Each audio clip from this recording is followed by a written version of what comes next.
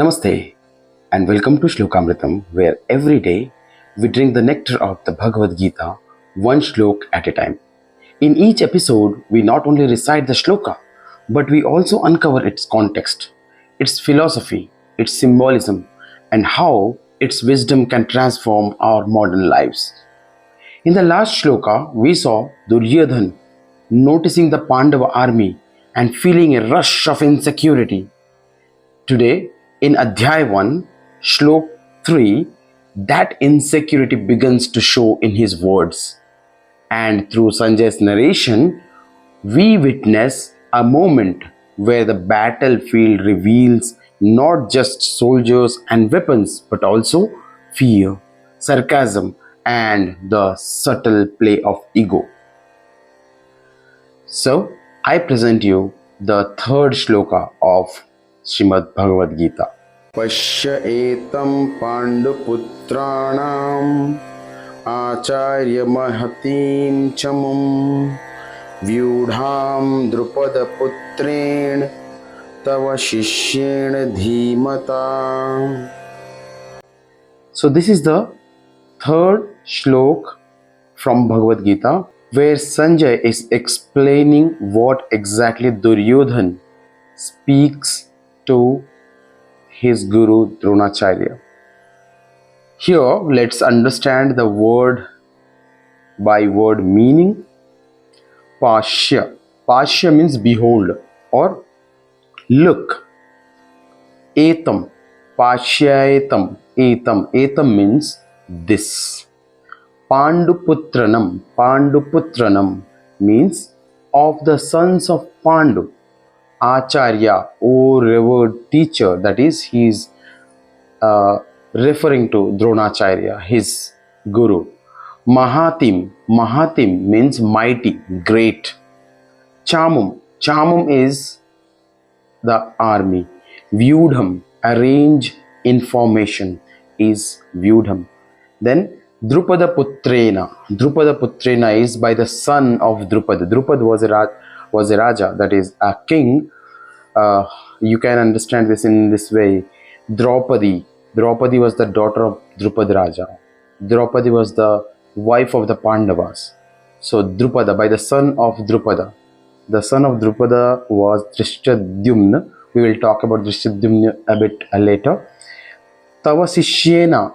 Tava Sishyena means your own disciple. And the last word Dhimata. Dhimata is the wise one. This is the word-to-word meaning of the third shloka. Let's understand the full translation of this shloka. So it starts with Sanjay Uvach, that is Sanjay said, O teacher. So this is not said by Sanjay to Dronacharya. Sanjay is explaining this to Dhritarashtra. He is saying that Duryodhana said to Dronacharya. So Sanjay said, O teacher, behold this mighty army of the son of Pandu arranged in a proper formation by the son of Drupada, your wise disciple, Dhrishtadyumna. So, what is the context here? This is not just a military statement, like as it may sound, Duryodhana is saying that Dhrishtadyumna has set up the military in a very good manner. But as per Mahabharata, this has a different meaning altogether. This is not just a military statement. It's Duryodhana's strategy of words. He goes to his teacher Dronacharya, the very man who trained both the Kauravas and Pandavas in warfare. But instead of greeting his guru with respect, Duryodhana cleverly uses a tone of sarcasm. And now what is the sarcasm? The sarcasm is, he says, Acharya, look at this great army of Pandavas and see, it has been arranged by Dhrishtadyumna, the son of your old enemy, Draupad, and yet your very own disciple. So Duryodhana wants to stir a conflict inside Drona's heart, reminding him of his past rivalry with Draupad. It is as though he is saying, look, your knowledge is being used against you. Your student stands to destroy you. This reveals Duryodhana's insecurity and manipulation, trying to plant doubt in his guru's mind. So, to understand it better, to understand what exactly the rivalry was between uh, Drupad and Drona, there was a conflict, there was a fight in the past between Dronacharya and the Drupad. Dronacharya was accompanied by Pandavas and other, warriors from Hastinapur, and they defeat Drupad Raja very badly. Out of anger, Drupad Raja conducts a yagna, and from the yagna comes his son Dhrishtadyumna with a promise, or you can say with a promise to kill Dronacharya. This was the context. But then there's a time when Dhrishtadyumna needs to be trained in warfare, and Drupad Raja approaches Dronacharya. And since Dronacharya could not say no, because that was his, that was his profession. He had to train people in warfare and other things. So Dronacharya could not say no, and he trains Dhrishtadyumna. Dhrishtadyumna now stands in front of Dronacharya to kill him, right? Now, on the surface, Duryodhana is only pointing out the Pandava army, but on a deeper level, the shloka reveals three great truths of life. Number one, the irony of destiny. See, Dhrishtadyumna was born out of yagna, specifically to kill Dronacharya. Yet, Drona had to teach him as a disciple because dharma demanded equal treatment. This shows that sometimes life itself uses us as instrument of its own justice. And the second one is ego exaggerates the enemy. Duryodhana sees the Pandava army as a giant threat, even though his own side has mighty warriors like Bhishma, Karna, Kripa, and Drona himself.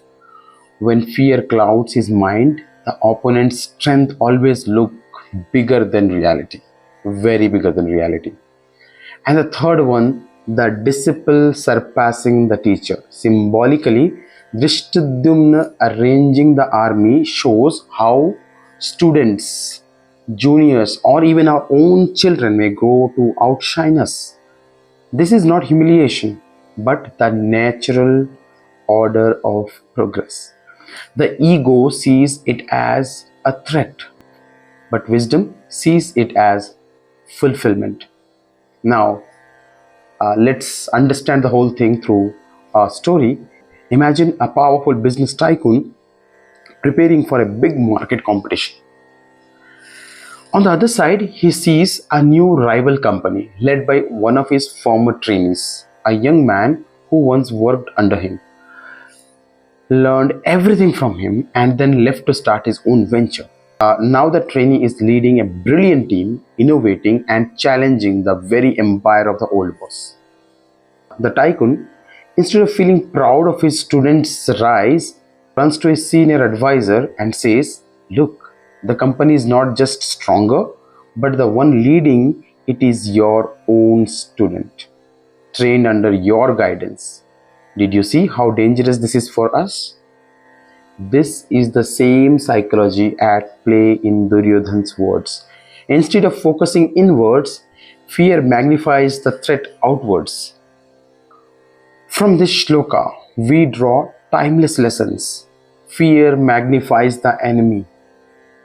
When we are insecure, we don't see things as they are. We see them as 10 times bigger. Comparison creates anxiety. The moment we compare ourselves with others' progress, our confidence shakes. And the next one is the paradox of growth. Those we mentor or train may one day surpass us. This is not defeat. It is life's way of ensuring continuity and evolution. True wisdom. Instead of resenting the student's success, a true teacher feels fulfilled when knowledge continues to thrive through them. Right?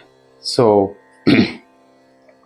the next time you see someone rise, especially someone who once walked behind you, don't let ego make it a threat.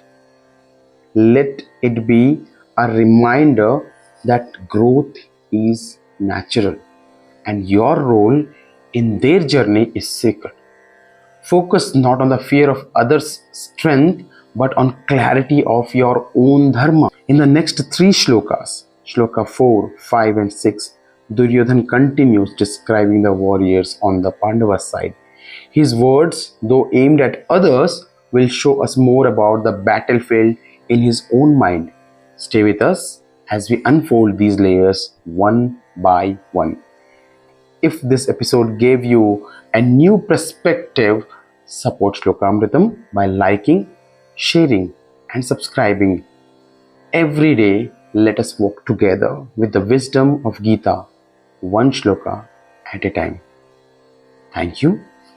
Namaste.